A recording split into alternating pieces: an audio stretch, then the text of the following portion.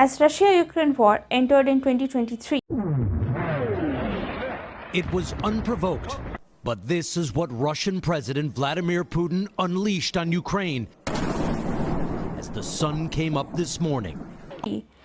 Many are hoping for peace. President Zelensky and President Putin has expressed their wish to have the peace talks.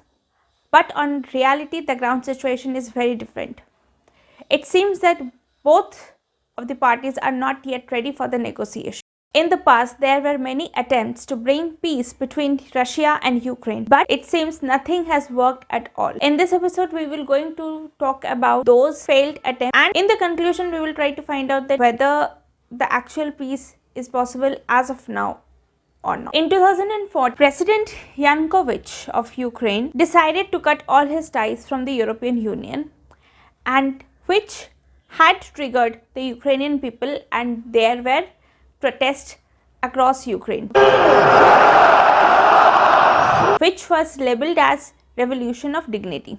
Meanwhile, after the invasion of Crimea had happened and Crimea was integrated into the Russian Federation, the separatist movement had begun in the eastern part of the Ukraine, which is Donetsk and Luhansk. It is alleged by the Ukrainian government that this separatist movement were pushed by the Russian government in order to create a disturbance in the Ukrainian territory, as it seemed that the other Ukraine and the eastern Ukraine had differences in opinion regarding joining the EU. This had broke out into a separatist movement, which was between the Ukrainian government and the separatist leader of the Donbass, Donetsk and Luhansk region. And in this battle, almost 18,000 people had lost their lives. And this is the beginning of the conflict which was going on between Russia and Ukraine, which actually evolved into the present Russia-Ukraine war. So in order to bring peace between the two parties, Minsk agreement was introduced. The first one was Minsk 1, which had 12 points agreement, and it was signed between Russian Federation, Ukraine and Organization for Security and Cooperation in Europe, OSCE. Minsk was a site for the OSCE-sponsored peace talks among representatives of the Kremlin, Kiev, and pro-Russia rebels. Again, after the failure of the previous Minsk agreement in 2014, the new agreement of Minsk was signed, where Russian President Vladimir Putin announcing a ceasefire set to begin at midnight on Saturday. Even the Minsk agreement was signed 2 times, even though the peace or the consensus did not happen. It is because both the parties who were involved in this agreement had interpreted the deal very differently. For Russia, this deal was an instrument to control over or influence over the Ukraine's diplomatic choices by pushing the separatist movement in Luhansk and Donetsk region. While for Ukraine, this deal was to bring a peace, a kind of settlement or a consensus between the Ukraine government and, on one hand, the separatist movement that was there in Ukraine, and also with the Russian Federation, and to have a consensus between the 3 of the parties by giving away a few privileges if needed. But despite all the efforts, the war could not be avoided, and Russian Federation invaded Ukraine on February 24, 2022. There were peace talks that happened in the middle of the war, but it failed to have any conclusion, and thus the war continued as it is going now.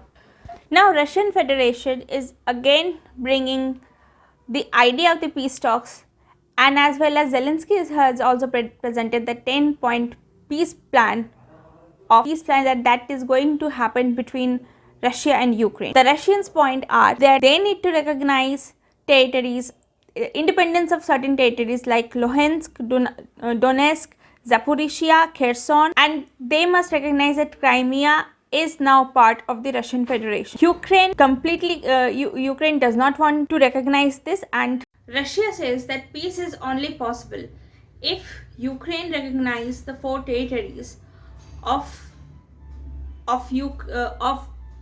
the regions like Luhansk, Donetsk, Zaporizhia, Kherson as independent, and if Ukraine recognizes Crimea as part of the Russia, then Russia is ready for the peace negotiation.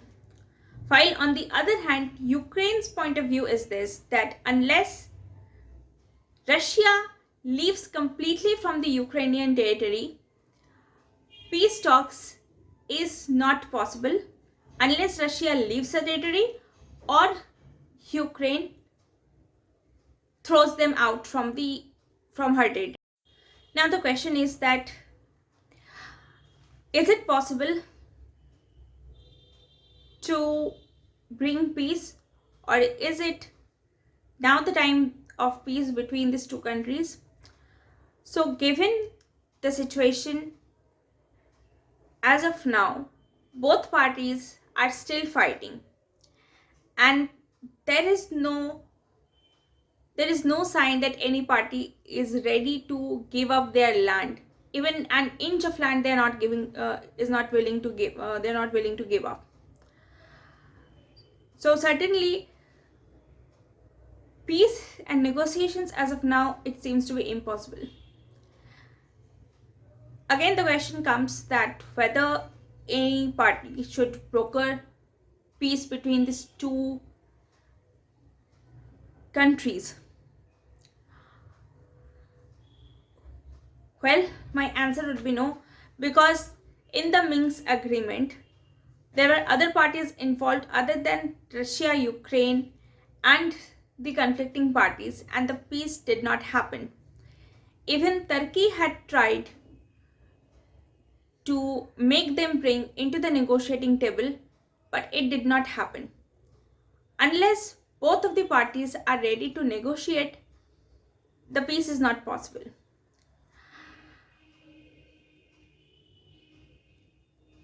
The only thing that the other countries can do is to convince the leader diplomatically.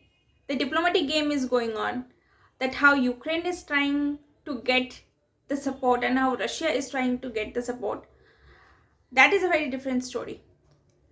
But until and unless both the parties are satisfied, or there comes a point when both the parties got their point clearly and they understood what is going to happen and they would agree to the arrangement that is going to happen, then the peace might be possible.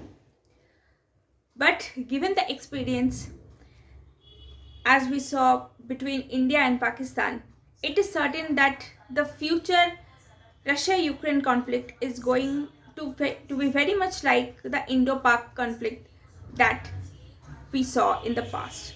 Hi, this is it for today. If you like this episode, then smash the like button. Write below how do you that whether you like this episode or not, and what are your views regarding the failure of the Minsk agreement. Also, I had started members only content